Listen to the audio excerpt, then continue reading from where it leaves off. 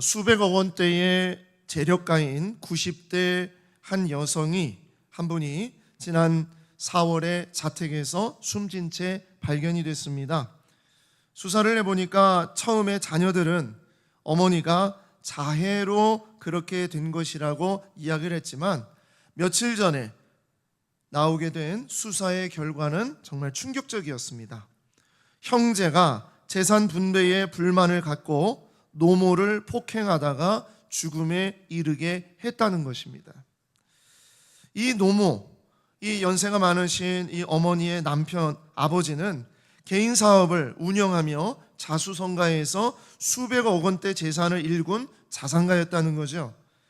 그런데 이제 홀로 남은 어머니가 이제 세 형제들에게 각각 시가 약 100억 원 상당의 건물 등을 사전 증여를 이미 했다는 것입니다. 하지만 사건 발생 6개월 전 두 형제가 막내인 셋째에게 더 많은 재산이 갔다는 사실을 알게 됐던 거예요. 알고 보니까 셋째 내외가 평소 형들에 비해서 어머니를 직접 봉양하고 그렇게 해서 조금 더 챙겨준 것이었다는 겁니다. 많이도 아니에요. 조금 더 챙겨준 것.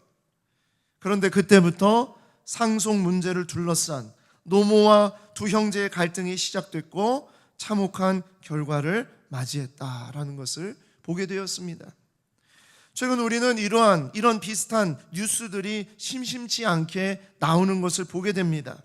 어머니의 사인이 외력이든 자해로 인한 것이든 이 가족은요, 재산과 물질 앞에서 정신을 잃어버렸고 정말 불행한 삶, 실패한 인생을 살기로 작정했다. 결론이 그렇게 내려진 것입니다. 돈이 많다고 행복한 것이 아닙니다. 성공한 것이 아니죠. 높은 지위에 오르고 가진 것이 많아서 또 지식이 많아서 행복한 것이 아니다.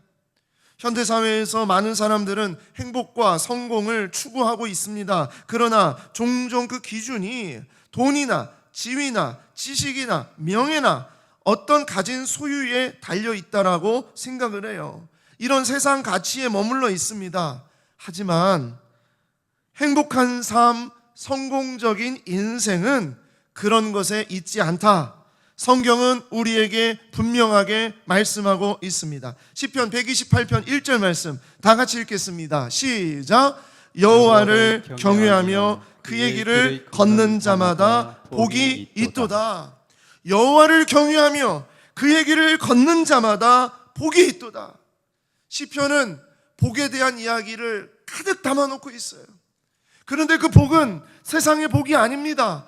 하나님이 주시는 복이에요. 진짜 복은 이 복이라는 거예요. 여호와를 경외하며 그의 길을 걷는 자마다 복이 있는 줄 믿습니다. 여러분, 그런데 이 복이요, 우리 말로는 조금 약해요. 그 뉘앙스가 좀 약합니다. 여호와를 경외하며 그의 길을 걷는 자마다 복이 있도다. 이 말은 히브리어로 보게 되면 완전히 이 순서가 바뀌어 있습니다. 이 시편 1편 복 있는 사람은 악인의 꾀를 쫓지 아니하고 이렇게 시작이 되잖아요. 마치 그것처럼 시편의 복에 대한 이야기는요, 선포예요. 먼저 복되다 라고 선포합니다. 그래서 오늘 시편 128편 1절 말씀도 복이 있도다가 우리 말로는 뒤에 있지만 히브리어로는요, 아쉬레라는 단어를 제일 앞에 씁니다. 아쉬레, 이게 무슨 뜻이냐? 행복하다, 진짜 행복하다. 아쉬레, 히브리어로 행복하다, 아쉬레라는 단어를 씁니다. 여러분과 저의 삶에 아쉬레가 많이 선포되기를 원해요. 아쉬레. 그러면 이 단어를, 이 문장을 128편 1절을 이렇게 볼 수 있어요. 아쉬레, 행복하다, 여호와를 경외하고 그의 길을 걷는 모든 자들이여, 이렇게 말할 수 있어요. 아쉬레, 성공한 인생이구나, 우리 인생이 정말 성공했구나, 여호와를 경외하고 그의 길을 걷는 모든 자들이여. 누가 행복하고 누가 성공한 인생이에요? 여호와를 경외하며 그의 길을 걷는 자마다 복이 있다.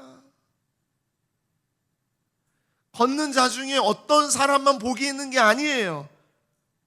걷는 자마다, 그런 삶을 사는 자마다 모두 다 이 복을 주신다. 이것이 아쉬레, 하나님이 주시는 축복. 그것이 행복이고 그것이 성공이다 말씀하고 있습니다. 그래서 행복한 삶, 성공적인 인생, 아쉬레 인생을 살아가는 자들에게는 어떤 열매가 맺어지느냐, 이런 열매가 맺어져요. 세 가지 복을 시편 128편에는 세 가지 복의 열매를 말하고 있습니다. 노동의 복, 가정의 복, 나라의 복. 세 가지. 노동의 복, 가정의 복, 나라의 복. 자, 첫 번째로 노동의 복입니다. 오늘 말씀해 보니까 손이 수고한 대로 먹는 복. 손이 수고한 대로 먹는 게 복이에요. 여러분, 내 손이 수고한 대로 먹는 게 복이라는 것을 여러분 잊으면 안 됩니다. 시편 128편 2절입니다. 내가 내 손이 수고한 대로 먹을 것이라. 내가 복되고 형통하리라. 여러분, 일하는 사람이요, 노동의 대가를 정당히 받고 누군가에게 이 노동의 대가를 뺏기지 않고 살아가는 것이 복입니다.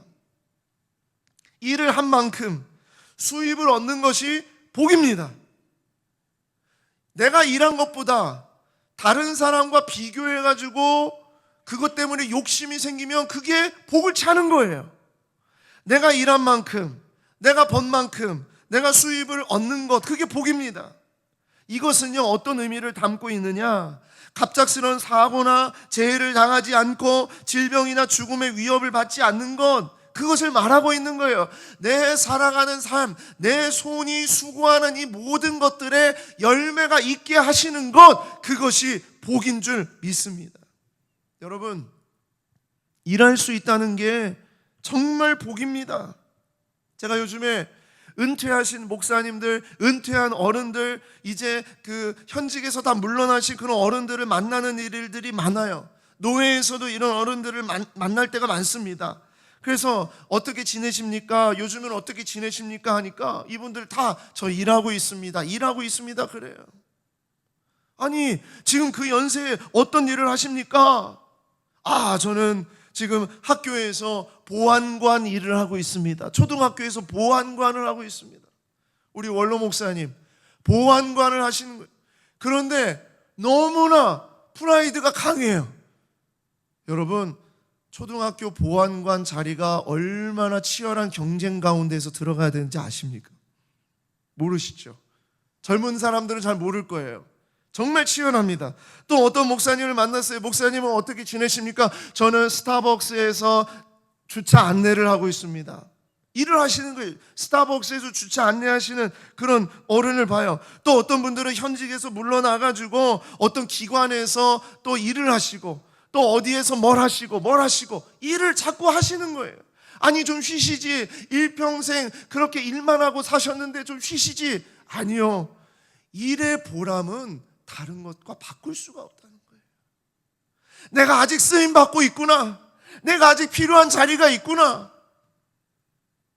저희 장인어른이요, 은퇴를 하시고 이 그 아이들 길 건너는 횡단보도 이런 교통 질서 안내하시는 그런 일을 맡아서 하셨어요. 그런데 정말 목숨 걸고 하시는 거예요. 좀 서울에 올라오셔서 집에서 며칠 좀 묵고 좀 내려가시면 좋겠다고 좀 올라오시라고 하면 쉬는 날에만 딱 올라오셨다가 그날 바로 내려가십니다. 왜냐? 다음 날 그 교통 질서 그 일을 하셔야 되는 거예요. 얼마나 철저하게 그 자리를 지키시는지 몰라요.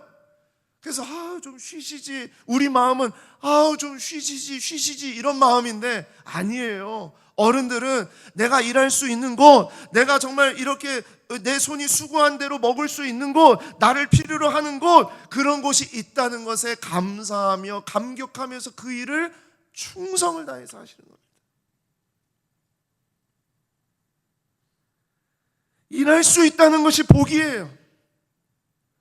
여러분, 우리 젊은 세대, 저를 포함해서요, 우리 젊은 세대들은 얼마나 우리가 정말 이렇게 풍요롭고 정말 얼마나 정말 잘 사는지를 잘 느끼지 못하니까 이 일 조금 했다가 아이 좀 힘드네 다른 일 해야지, 이 일 조금 했다가 또 다른 일 해야지, 이 일 조금 했다가 아이 그래 아니 그냥 난 좀 그냥 한 6개월 정도 좀 쉬고 가야지. 얼마나 요즘에 그런 복지들이 잘 되어 있는지. 여러분, 일할 수 있다는 것은 복입니다. 정말 복입니다. 일확천금, 불로소득 그런 게 복이 아니에요. 수고하고 애쓴 만큼 벌고 그것으로 삶에 필요한 것을 얻고 거기에서 내 마음의 성취감을 갖고 보람을 느끼는 것, 여러분 그것이 축복이에요.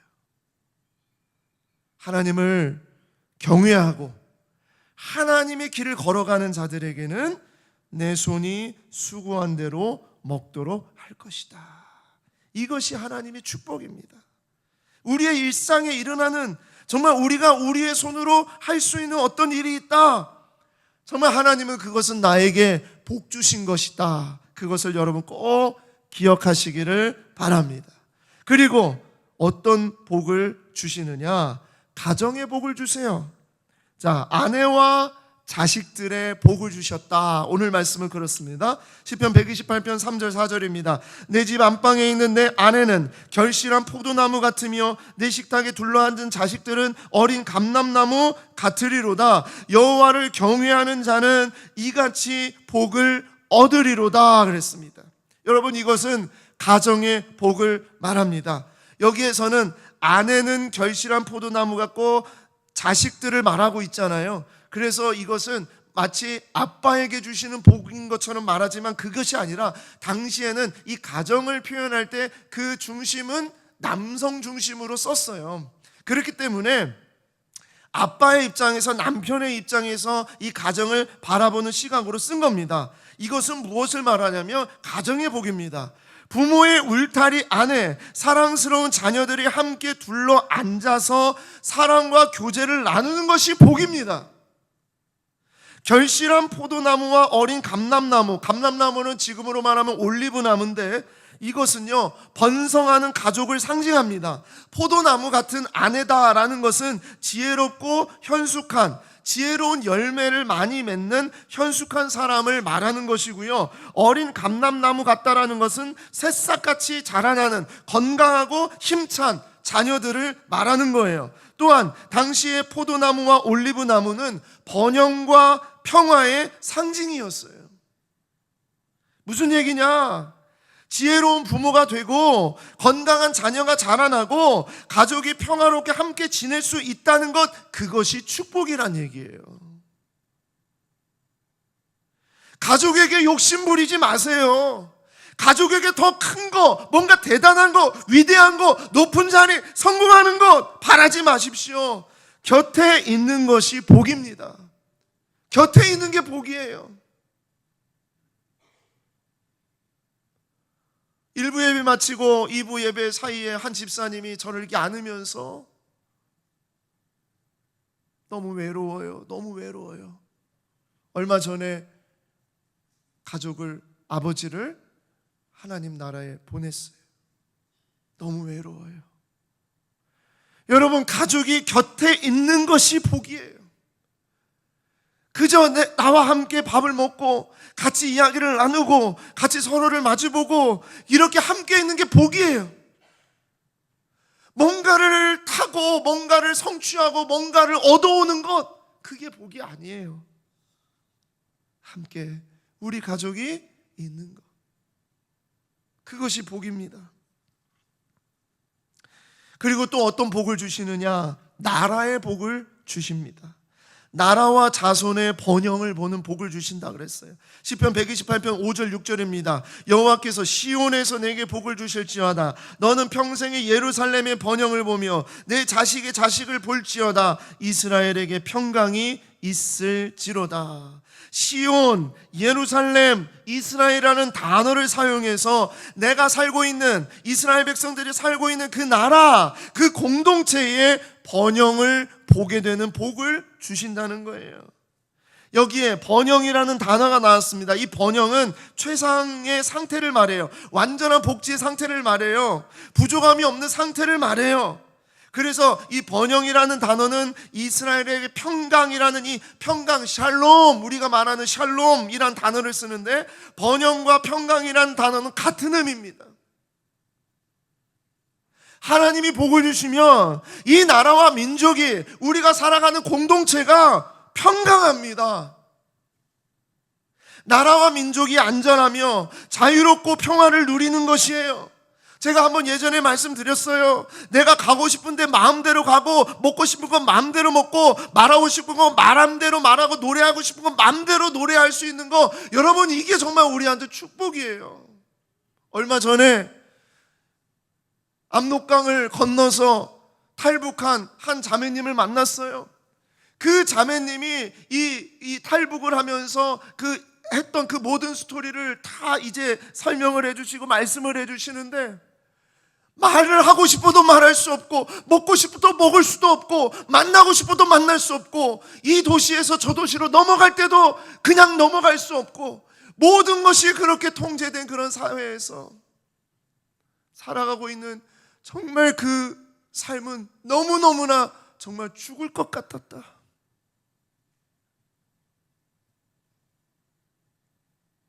여러분, 우리가 이렇게 살아갈 수 있는 것, 자유가 보장되고 의식주가 아무런 문제가 없이 여러분 이렇게 살아가는 삶을 살아가는 것, 이것 자체가 여러분 축복이라고 여러분 생각해 보셨습니까? 근데 우리 자꾸 까먹습니다. 자식의 자식을 보게 된다, 장수한다는 얘기죠. 내 자식의 그 다음 자식을 보게 된다. 여러분, 이게 복이에요. 여러분, 우리가 지금 그러한 복을 누리고 있어요. 전 세계 사람들이 지금 대한민국, 이 조그만한, 정말 너무나도 조그만한 이 나라로 지금 전 세계 사람들이 지금 몰려오고 있습니다. 서울에 유명한 데 가보세요. 다 외국 사람들입니다. 다 외국 사람들이에요. 심지어 우리 교회 앞에도요, 정말 백인, 흑인, 또 뭐 스페인, 히스패닉, 아무튼 별 나라 분들이 다 지나다니세요. 세계의 사람들이 다 옵니다. 자기들 다 와가지고 데몬 헌터스 되겠다고 막, 우리도 헌트릭스 될 수 있다, 막 이런 마음으로 와가지고 막 있어요. 여러분, 세계에 정말 우리 한류가, 우리나라에 대한 이 이야기가 전 세계에 얼마나 유명하고 얼마나 그랬는지 누가 얘기해 주냐? 선교사님들이 얘기해 주세요. 선교사님들이 들어올 때마다 난리도 그런 난리가 아닙니다. 얼마 전에 인도에서 오신 장성희 선교사님이 그랬었어요. 그 인도 땅에서 캘커타에서 한국문화원을 운영하고 있는데, 이 한국문화원에서 한국 문화, 한국 언어 이런 거 가르치는데, 예전에는 20-30명, 그냥 몇십 명에 불과한 학생들 좀 와서 좀 배웠으면 좋겠다 하면 그냥 어쩌다가 이렇게 오고 막 그랬는데, 지금은요 수백 명, 그냥 막 물밀듯이 막 온다는 거예요.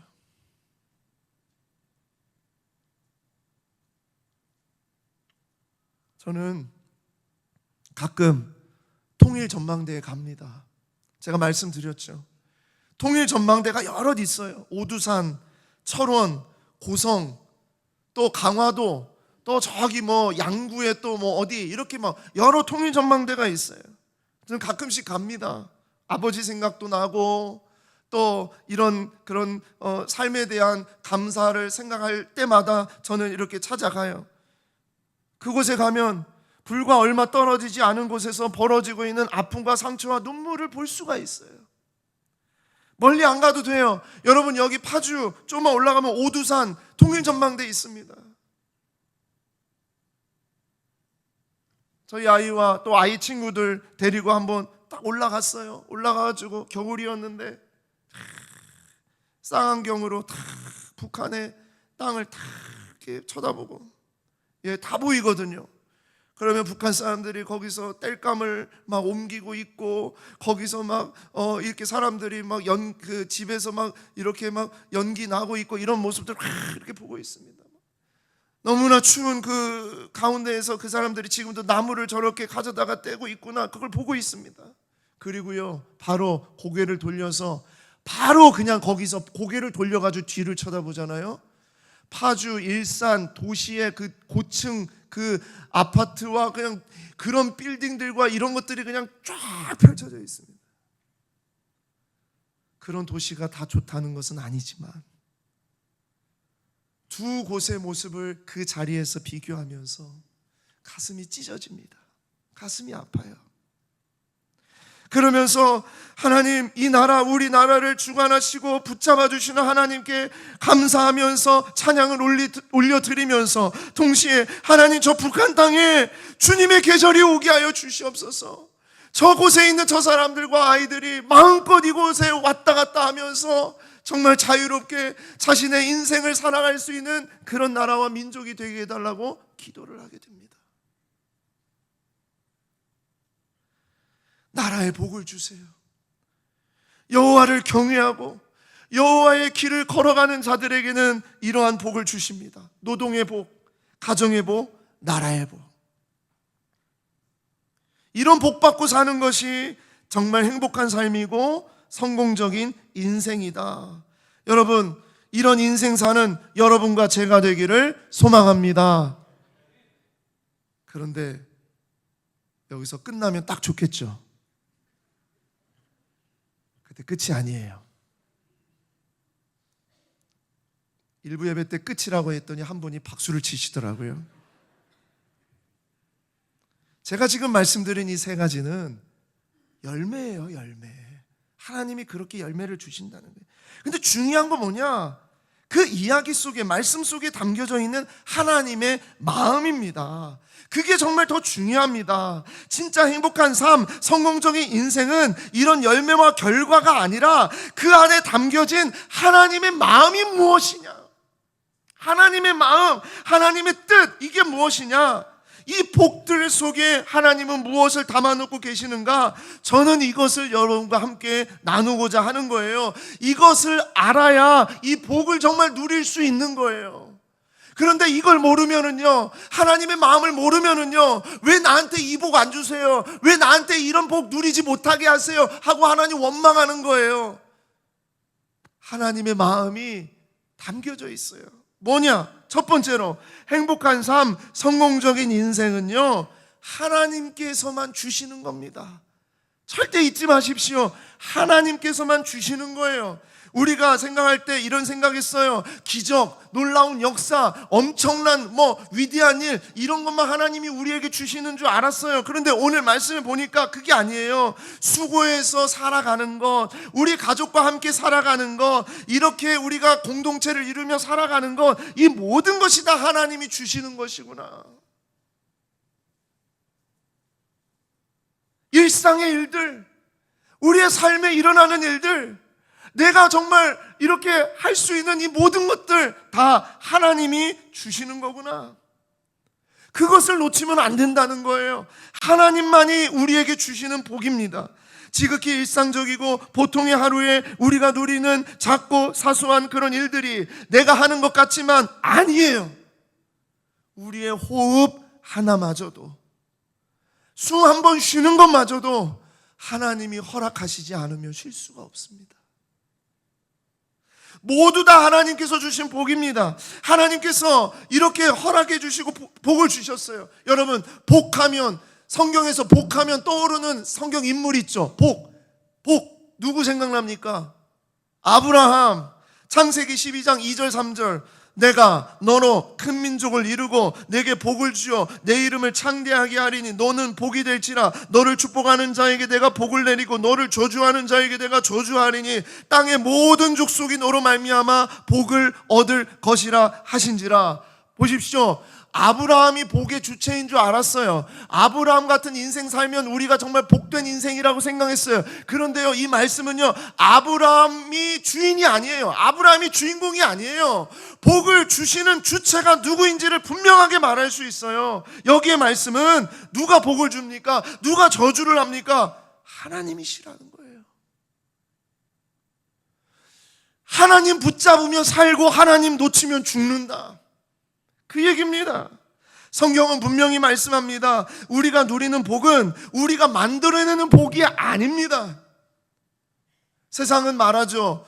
그럴 수밖에 없어요. 세상은 하나님을 모르니까, 하나님을 모르는 사람은 인간 중심의 복, 휴머니즘이 이렇게 기준이 되는 그런 복을 말합니다. 그게 행복이라고 말합니다. 아니요.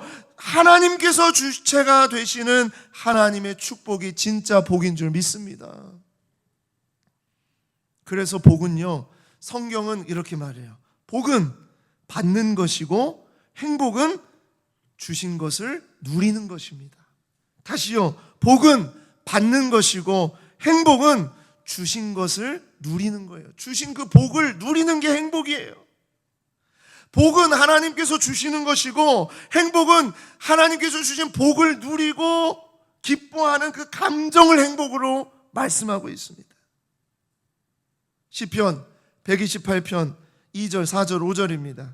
내가 내 손이 수고한 대로 먹을 것이라 내가 복되고 형통하리로다. 4절입니다. 여호와를 경외하는 자는 이같이 복을 얻으리로다.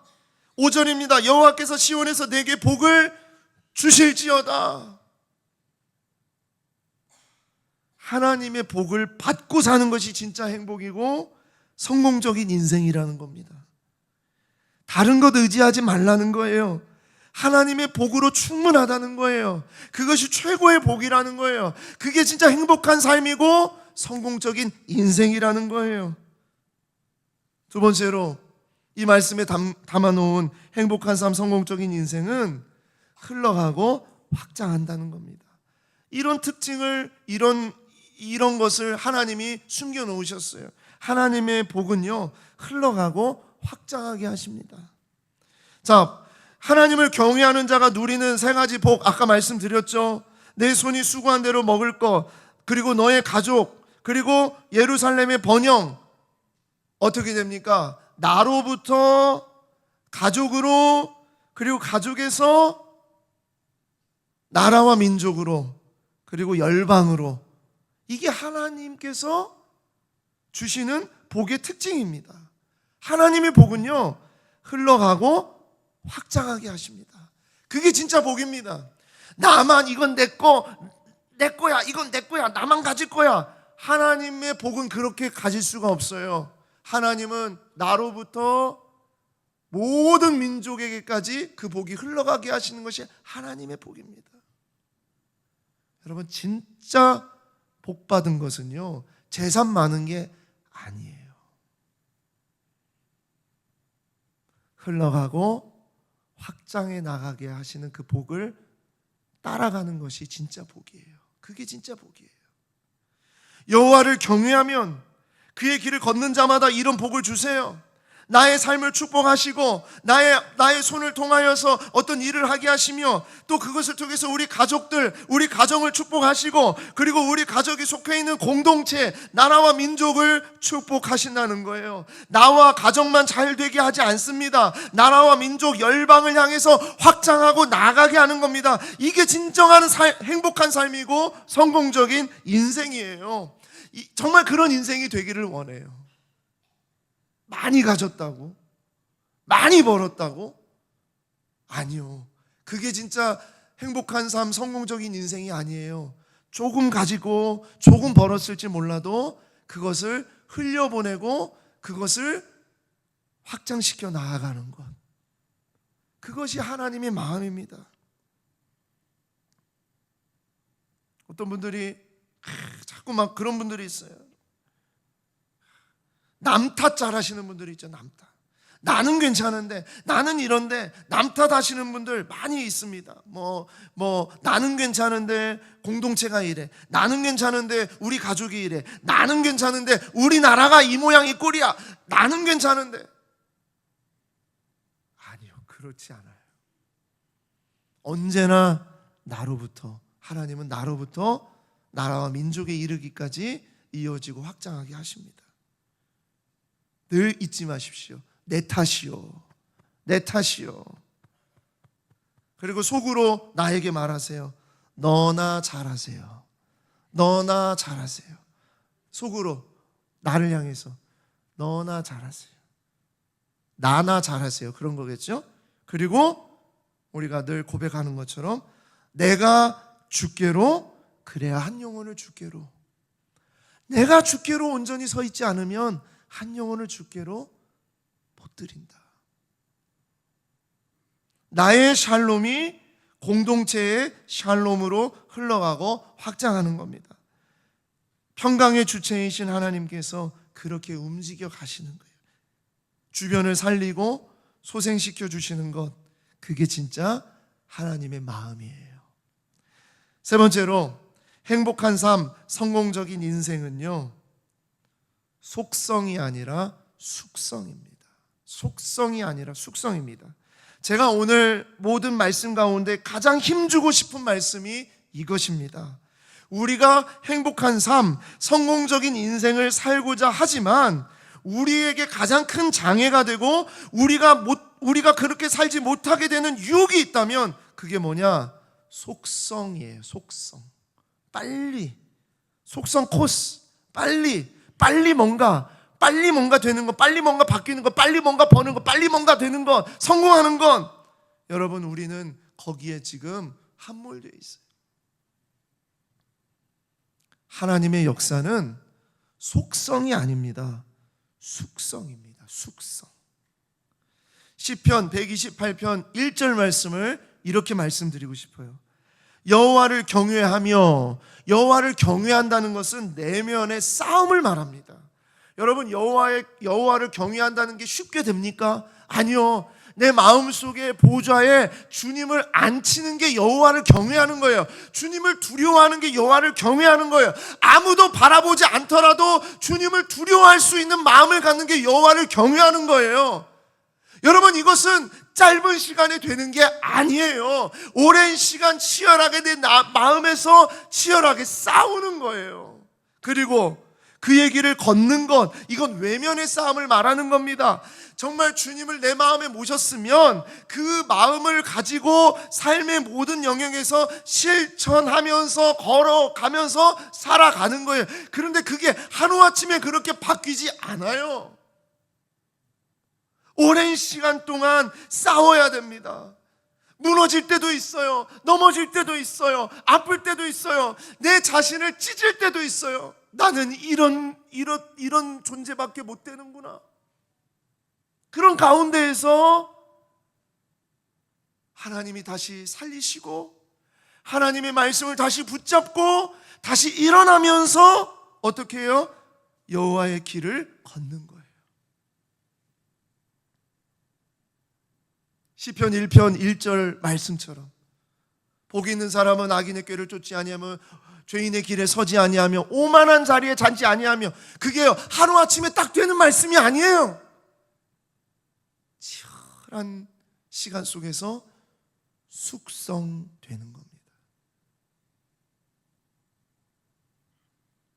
복은 오랜 시간 내면의 싸움과 외면의 싸움으로 살아가는 가운데 주시는 것입니다. 어느 날 하루아침에 변화되거나 위대한 인생으로 우리가 하루아침에 거인이 되는 것이 아닙니다. 성경의 어떤 인물도 위대한 인생으로 태어난 자가 없어요. 모두 다 무너지고 아프고 지치고 넘어지는 가운데에서 다시 일어나고 다시 힘을 얻고 다시 용기를 내고 다시 말씀을 붙잡고 다시 무릎을 꿇고 하나님을 의지하면서 하나님께서 이렇게 저렇게 만지시고 다듬어 가시는 것이었습니다. 그게 하나님의 열심 아닙니까? 하나님의 열심. 빨리 뭔가 이루어주지 않아서 교회를 떠나는 분들을 많이 봤습니다. 뭔가를 빨리빨리 해서 좀 성공하기를 원하고 뭔가를 잘 되기를 원해가지고 교회에 나왔는데 안 돼요. 안 되니까 어떻게 해요? 교회를 떠나요. 이 교회 가니까 안 되더라. 그래서 저 교회 가고, 저 교회 가니까 안 되더라. 또 저 교회 가고. 여러분, 그런 성도를 정말 많이 봅니다. 쉽게, 편하게, 급하게, 화끈하게 뭔가 해보려고 하다가 안 돼서 떠나요. 내 마음대로 안 돼서 떠나요. 물론 그렇게 떠나고 또 가고 떠나고 또 가면서 하나님이 또 그렇게 해서 만지시는 거예요. 네 힘으로 되는 거 하나도 없다 깨닫게 하시는 거예요. 그러나 얼마나 안타깝습니까? 하나님께서는 빨리 되게 기적과 같은 놀라운 역사를, 성경의 그런 역사처럼 빨리 어떤 역사를 일으키시기도 하지만 하나님은 우리를 행복하게 하시고 성공적인 삶으로 살아가도록 하실 때에는 오랜 시간 주의 길을 걷게 하시면서 그렇게 살게 하시는 겁니다. 삶과 인생의 변화는, 신앙적으로 삶과 인생의 변화는 오래 숙성되는 것이다. 잊지 마십시오. 속성이 아닙니다. 성경에 나오는 이 말씀이 속성이 아니에요. 숙성입니다. 제가 칼럼에 적었습니다만 우리는 지금 너무나 빠른 시대를 살아가고 있습니다. 정말 빠른 시대를 살아가고 있습니다. 여러분, 지금은요 오랜 시간 들여서 책을 안 봐요. 긴 글을 읽지 않습니다. 긴 문장을 해석하고, 오랜 시간 긴 문장을 해석하고 천천히 익어가는 그러한 독서를 하지 않습니다. 제가 대학생 시절에 학교 다닐 때만 해도 여름 방학만 되면 교수님들이 막 이렇게 두꺼운 책, 무슨 철학책, 이것을 꼭 필독 도서로 읽게 했어요. 너무너무 어려워. 이게 무슨 뜻이야, 무슨 뜻이야. 그러면서 그렇게 읽어가면서 읽고 또 읽고 고민하고 고민하면서 우리는 책의 내용을 이해하면서 그렇게 우리는 배워왔어요. 그런데요, 지금은 안 읽습니다. 여러분, 신문도 안 읽습니다. 신문도 안 봐요. 길어서. 짧게 간단하게 요약해서 1분 이내로 말해줘. 그런 시대를 우리가 살아가고 있어요. 1분 이내로 말하지 못하면은요 끝. 안 들어. 그렇게 돼버렸습니다. 한 문화 콘텐츠 학자가 이런 글을 최근에 썼어요. 짧아야 본다. 1분 남짓 짧은 영상으로 이루어진 숏폼 콘텐츠가 신드롬급 인기를 끌고 있다. 세대를 가리지 않고 많은 이들이 틱톡, 유튜브 쇼츠, 인스타그램, 릴스 등에 올라온 콘텐츠를 즐겨보는 것 바야흐로 숏폼의 시대다 그랬어요. 그런데 뭐라고 예언을 했느냐? 2030년대에는 스포츠 실황 중계권보다 숏폼 비디오 가치가 더 커질 것이다. 그렇게 되나 안 되나 보자. 그냥 그 스포츠 경기를 1시간, 2시간, 3시간 계속 기다리면서 이렇게 보는 것보다 결과만 말해, 결과. 중간에 재밌는 것만 잘라가지고 얘기해줘. 나 지금 시간 없어. 빨리빨리 알아야 돼. 그런 시대를 우리가 살아가고 있다는 얘기예요. 제가 코로나 시기에 여러 목사님들이 모여서 교회의 온라인 예배와 또 유튜브 콘텐츠 어떻게 하는지에 대해서 같이 함께 심도 있게 얘기를 나눈 적이 있습니다. 그때 한 목사님이 요즘에 가난한 성도들에게 우리 교회를 알리고 싶고 관심을 불어일으킬 좋은 방법이 있대요. 그래서 그게 뭐냐라고 물어봤더니 바로 유튜브 쇼츠래요. 유튜브의 쇼츠를, 이것은요 60초 이내의 동영상을, 보통 60초 정도의 동영상을 쇼츠라고 말하거든요. 그래서 설교의 어떤 장면들을 딱딱딱딱 잘라가지고 60초 정도로 딱 만들어줘야 사람들은 거기에 관심을 갖는다는 거였어요. 그래서 쇼츠, 자기네 교회는 쇼츠를 만들어가지고 사람들이 늘었대요. 그래서 다른 교회도 쇼츠를 좀 만들어 보라고. 만들고 싶은 마음은 있지만 많은 또 에너지와 인력도 이렇게 필요하고요. 그런데 중요한 건 무엇이냐? 마음 한켠이 씁쓸했어요. 우리가 그렇게 짧고 빠르게 말씀을 듣고 배우는 것이 정말 우리의 삶을 변화시키는 것일까? 이제는 유튜브에서 30분, 40분 설교 듣지를 않아요. 보지 않습니다. 요약만 간단하게 1분으로. 과연 그것이 우리의 삶을 변화시킬까? 나의 삶을 변화시킬까? 나를 정말 달라지게 할까? 정말 말씀이 내 안에서 역사하는 그런 시간이 될까? 여러분, 예수님 곁에서 끝까지 남은 자들은, 예수님의 말씀을 붙잡고 예수님의 말씀을 위해서 목숨을 걸었던 자들은요, 놀라운 기적을 본 군중들이 아닙니다.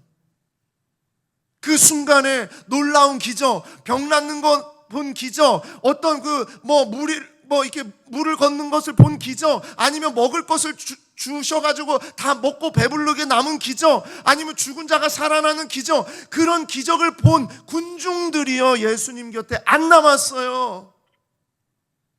진짜 예수님 곁에서 끝까지 남아서 자기의 목숨과 인생을 걸고 그들의 삶을 드린 자들은요, 오랜 시간 동안 예수님과 함께 동거동락하면서 닮아가면서, 때로는 무너지면서, 때로는 배반하면서, 때로는 주님 모른다 하면서, 때로는 그렇게 자기 정욕과 욕심대로 누가 크냐라고 다투기도 하면서, 그런 가운데서 무너졌을 때 주님이 다시 붙잡아 주시고 주님이 다시 일으켜 주시고, 그렇게 하면서 하나님의 뜻이 무엇인지, 주님이 어떤 분이신지를 조금씩 알아갔던 제자들이었어요.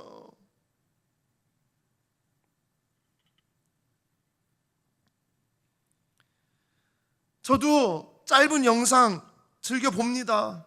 빨리빨리 뭔가를 하기 위해서 저도 쇼츠 보고 릴스 보고 저도 그렇게 합니다. 하지만 이런 짧은 영상이나 몇 시간의 이런 짧은 어떤 그런 감동을 주는 그런 것이 나에게 뭔가 즉각적인 어떤 감동과 느낌을 준다 하더라도 나의 삶을 변화시키는 것으로 나아가지는 못한다. 오히려 빨리 뭔가 이루어지지 않으면, 빨리 응답하시지 않으면, 빨리 뭔가 보여주시지 않으면 하나님을 원망하고 주님을 원망하는 그러한 사람으로 바뀐다는 겁니다. 하나님께서는 때로는 기적과 같은, 순간적으로 정말 어떤 기적과 같은 역사도 이루시지만, 주님을 닮아가고 말씀을 새기며 순종하는 이 삶은요, 결코 단숨에 이루어지지 않게 하셨습니다. 거기에는 본성과 치열하게 싸우는 영적 전쟁이 있고, 나 중심적인 생각과 습관을 버리기 위한 긴 시간이 필요하고요, 오랜 시간 깎이고 빚어지는 과정을 거쳐야만 합니다. 제가 지난 목요일에 훈련을 받는 우리 성도들을 보러 갔어요. 성경이 읽어지네 신약반이 시작이 돼서 갔어요. 여러분, 목요일 저녁 얼마나 힘든 시간입니까? 하루 종일 일하고, 정말 일하고 힘들고 지친 그런 몸을 가지고 저녁 7시 반에 소예배실에 모여서 그때부터 또 2시간 동안 성경 공부한다고 그 자리에 앉아가지고 그 애쓰면서 그 모여있는 성도들을 보면서 제 가슴이 너무나 뭉클했어요. 그래서 오늘 이런 글을 쓴 겁니다. 이런 칼럼을 쓴 거예요. 여러분, 예수님을 닮아가는 이 훈련이요, 속성이 없어요. 속성이 없어요. 다 숙성이에요. 이제 1대1이 시작이 되죠. 1대1은 16주 동안 두 사람이 하나님의 말씀을 가지고 일주일에 한 번씩 만나서 이렇게 말씀을 공부하는 시간입니다. 어떤 사람은 너무 길어요. 16주 너무 길어요. 어떻게 지내요? 하지만요, 어떤 사람은요, 그 한 주에 한 번씩 만나는 그 시간을 통해서 두 사람이 말씀 앞에서 고민하고 기도 제목을 나누고 그렇게 하면서 주님을 닮아가는 그 시간이 다 지나가지고 4개월이 지난 다음에는 언제 지나갔는지 몰라요 라고 고백하게 되는 거예요. 그러면서 그 안에서 놀라운 일들이 벌어집니다. 숙성되는 거예요. 숙성. 목자반, 임직자반, 새가족반 다 숙성되는 시간입니다. 근데 자꾸 우리는 속성을 원해요. 속성. 빨리 뭔가 빨리. 주의 자녀로 사는 길에는 속성이 없습니다. 오직 말씀과 기도로 오래, 천천히, 그러나 끊김없이 살아내는 그 숙성의 과정만 있을 뿐이에요. 그렇게 한 걸음씩 한 걸음씩 차근차근 빚어져 가는 것이 진짜 우리에게 축복입니다. 하나님이 우리에게 주시는 축복이에요. 말씀을 맺습니다. 오늘 말씀 속에 주님은 이 마음을 담아 놓으셨어요.